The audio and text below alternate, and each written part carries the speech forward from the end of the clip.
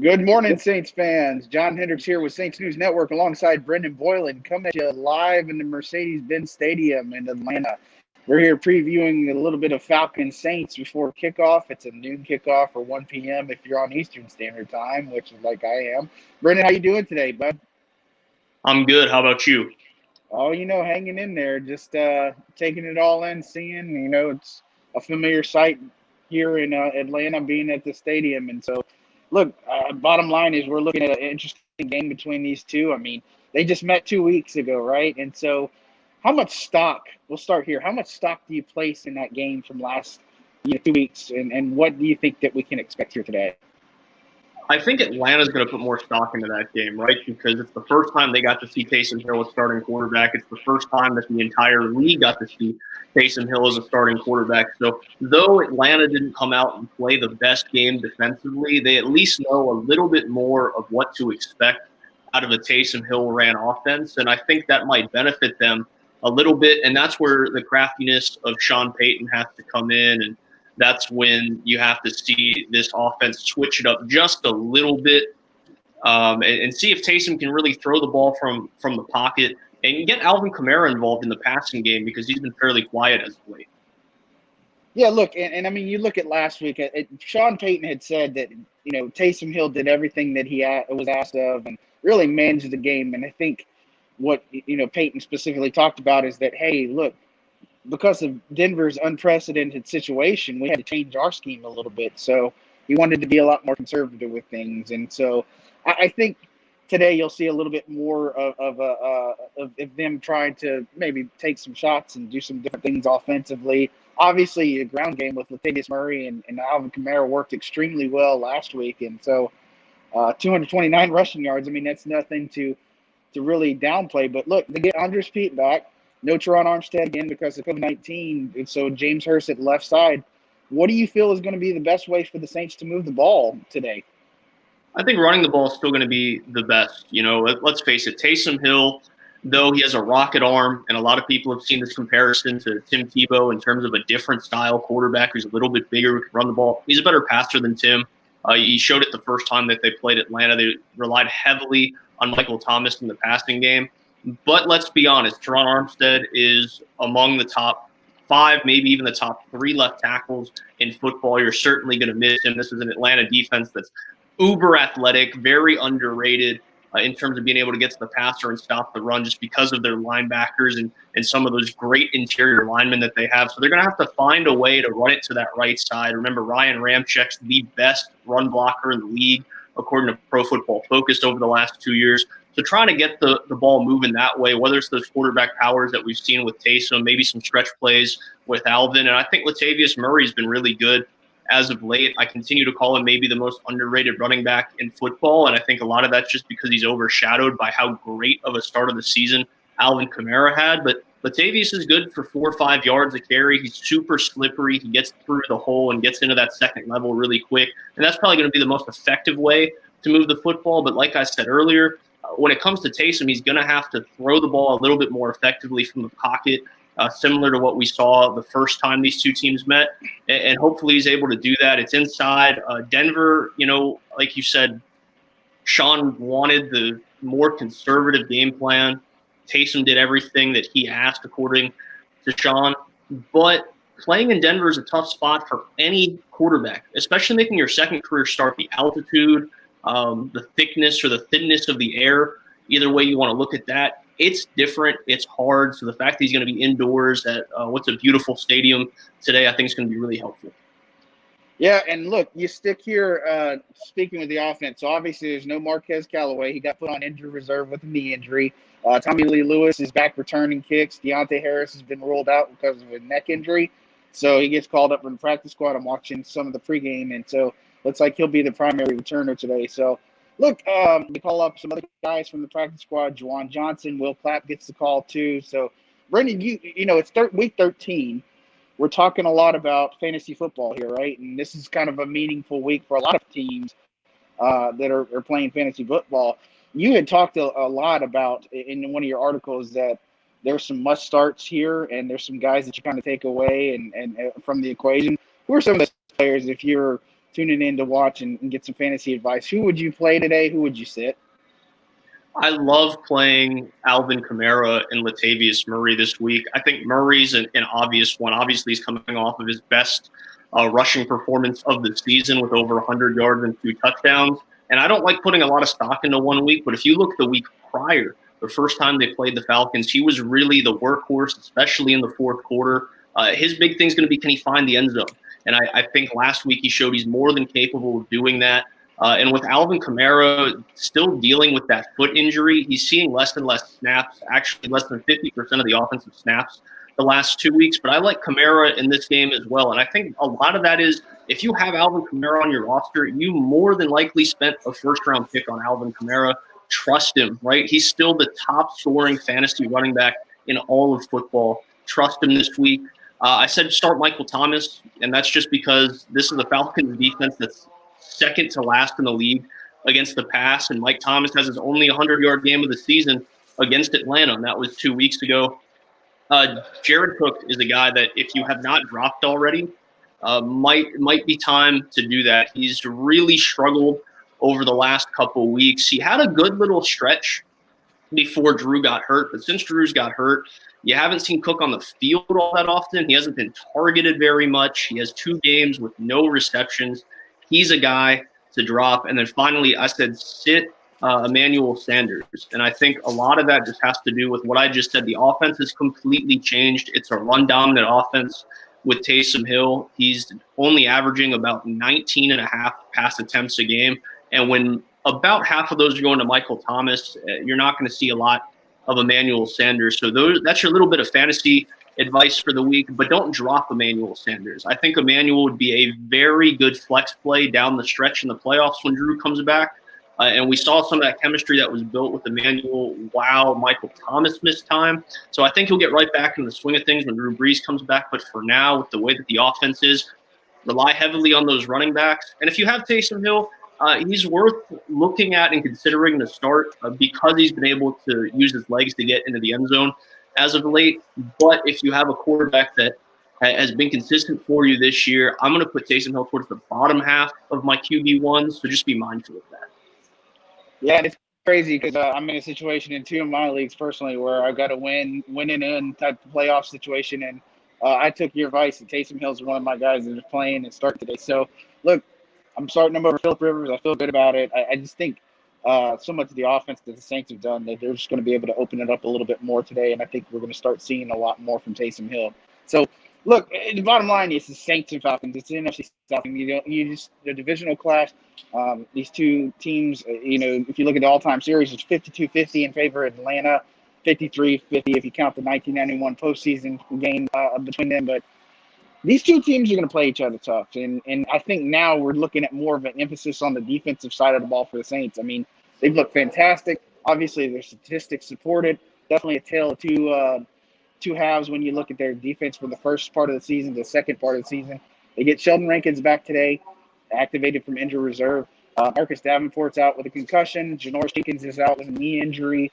Obviously, you're going to have Patrick Robinson. He was a late addition to the injury report with a hamstring injury, but he's going to play and he's going to start today. So, look, defensively, 17 sacks on Matt Ryan in the past 2 games. They got him 8 times last time.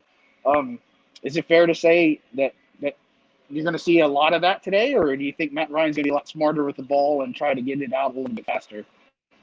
Well, 2 things. The first one is that Atlanta's offensive line, especially against the pass, has not been good throughout the entire season. If you want to go back to last season, they weren't that good last season either. I think if you look back and you throw on the tape of the first meeting between these 2 teams, I'd say half those sacks were just the defensive line or the linebackers getting to Matt Ryan.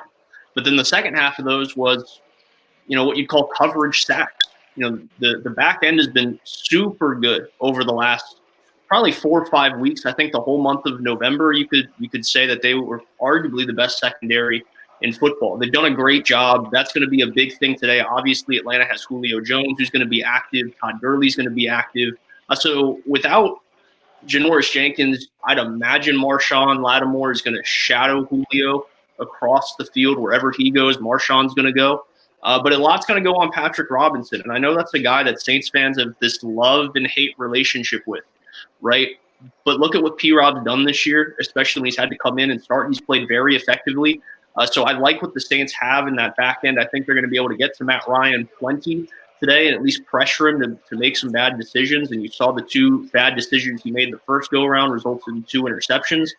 I don't know about 7 or 8 sacks because, John, you've covered this team long enough in the NFL long enough to know getting 7 or 8 sacks in the game is not something that's supposed to happen very often. And I know the stats have said that the Saints have had great success against Atlanta doing that. I'd go with about 4 or 5 sacks today. And remember, Cam Jordan has sacked Matt Ryan more than any defensive player has sacked any quarterback in NFL history since sacks became a stat in 1982. So that's something to watch as well. And I think that's one of my favorite stats in NFL history because it's just such an odd one. But Cam Jordan's going to have some good opportunities today, and the defense is going to be able to feast. And as much as I hate to say it, that comparison I made early on with Taysom and Tim Tebow, a lot of it goes into what did Tebow have during that crazy 2011 season. That was a stellar defense. Taysom's going to need that again from the Saints today.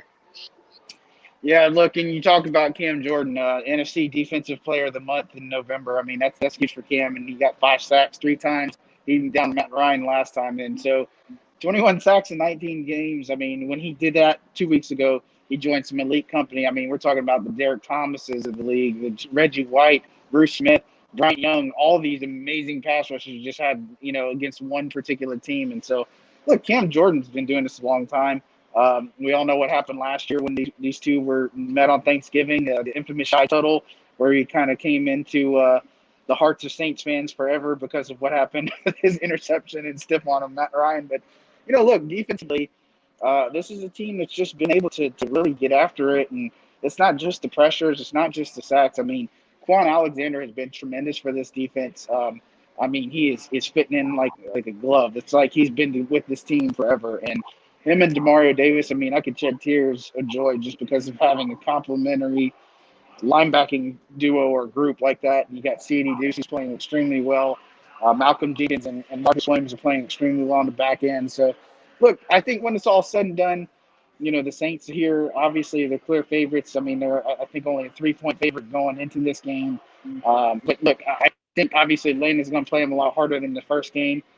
They're a weird team to figure out. I mean, they put up over 40 points on the Raiders last week. And so I don't think you're going to have the same thing here. But at the same time, Raiders are one of those teams they can't even figure out. They look good one week. They look great. And then they just look like garbage. So I don't know what to expect there. But, look, it's a time-honored tradition, rivalry here.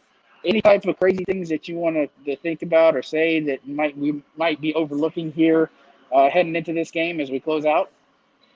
I think Todd Gurley, there's the nice shot of Shy Tuttle, but Todd Gurley has been super underrated this season. Remember, just last year, people were ready to throw his career away in his mid-20s, and especially with all the problems he's had and the arthritis in his knees.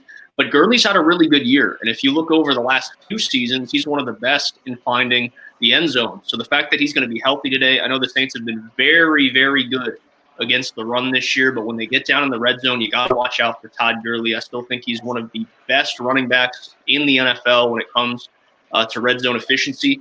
So I think Todd Gurley is going to be a big part of this game. Let's not forget the Saints could become the first team in the NFC to clinch a playoff spot today. Obviously, they need some help. It's not just a win and in kind of situation. They need a win and then a Chicago Bears loss to the Detroit Lions today. That's something to monitor. And I guess we'll go ahead and give our score predictions. I'm going to take the Saints in this game by the score of 24-17. I think it's going to be a pretty tight game. As you said, John, these games are always tight. It doesn't matter what the records are on either side, especially when you come to one of the biggest rivalries in my opinion, one of the biggest rivalries and one of the best rivalries in all of football. That's just how it goes. It's going to be a hard-fought game in Mercedes-Benz Stadium in Atlanta. But I do think the Saints come out on top, like I said, 24-17. Yeah, look, I think New Orleans is the hottest team in football right now. I mean, I get it, the Steelers are undefeated, but, they've also looked really, really human, I guess, if you will. The Saints are playing some of their best football. They're coming off a month where they've just been hitting their stride. And, again, I feel like they have the superior game here, and I don't think you're looking at traps or anything like that. I mean, this is a chance to go 5-0 against your division, and you got to stay ahead of Green Bay. You got to stay ahead of the Seattles of the NFC. I mean, there's only one bye week. You know what I mean? And so they really got to hold on to that. I don't know if Green Bay is going to lose a game again. So that's kind of got to be a thing that you keep your foot on the gas here. And so I'm going to take the Saints too. I think it's going to be a 28-20 type game. I think Atlanta is going to stall out some in there. They have to rely on some field goals to kind of get some points on the board. I still think New Orleans is going to come out and dominate this game, though. I really feel good about it. And hopefully after it's 10-2. Any other parting thoughts, shots? Two of the best kickers in football. That stuff matters. Obviously, 3 points means the world. Will Lutz, obviously, the Pro Bowl selection out of the NFC last year. Younghoe Koo is leading Pro Bowl votes right now for the Atlanta Falcons, and he has an incredible story of being a guy that was cut, was in the AAF, and then finds his way back to Atlanta, struggles last year, finds his way, and now is on pace to set the single-season record for points for the Atlanta Falcons. So two of the best kickers in football. I don't predict either of those guys missing any attempts, but that is something to monitor. If one of them does, how does that affect the ball game? Yep, and so forgive me for changing camera angle, just get you a shot at some of the pregame action going on right now. So, look, I feel good about this game. I feel like we're going to be in for not a relaxing like one that we've had against Denver and some of those other ones, but again, it's Atlanta. They're going to play us difficult and everything like that. But again, I expect the Saints to come out on top and be 10-2 after this game. And then obviously a little bit of limited fan capacity here. So that's something you'll never get used to. But again, these two teams are such a storied franchise rivalry. I mean, you just never know what to expect here. So guys, on behalf of Brendan Boylan, I'm John Hendrix of Saints News Network. Be sure to tune into our half-game report with Kyle T. Mosley and Bob Rose. And then just check us out on si.com/NFL/Saints, at Saints News on Twitter. We've done a ton of pregame coverage, do a lot of things. If there's some things you want to see, just be sure to let us know. Drop us a follow. Check us out during the game, and we'll see you soon. Have a good one, guys. Thanks.